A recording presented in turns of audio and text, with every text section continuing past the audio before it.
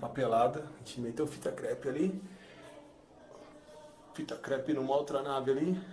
Daqui a pouco a gente vai começar a pintar o fundo. A gente vai fazer um planeta, a gente vai fazer um céu, no final algumas estrelas e voltar com essas mesmas naves. Então a gente...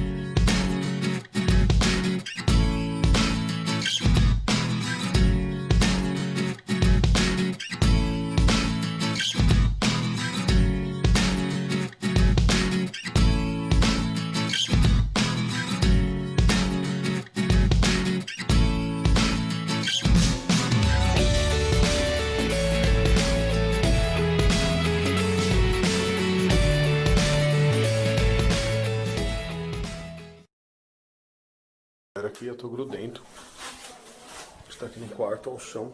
Olha a situação do chão, como é que tá. Aqui a gente tampou tudo, ó. Deu uma volta. Tampamos os móveis. E esse é a parcial. Do outro lado aqui. Então agora a gente vem pra finalizar.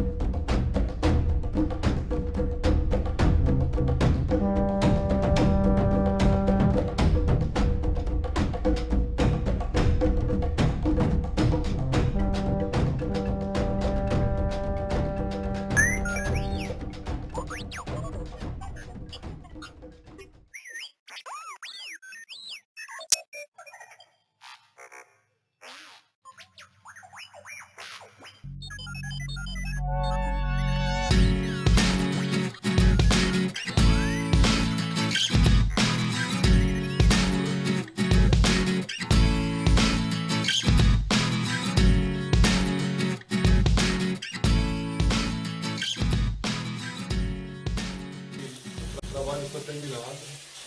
Então um toró lá fora. Vou mostrar pra vocês como é que ficou. Olha só como é que ficou. Espero que vocês tenham gostado.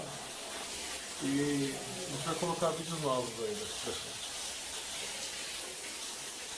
No canal Máquina de Grafite, se inscreva.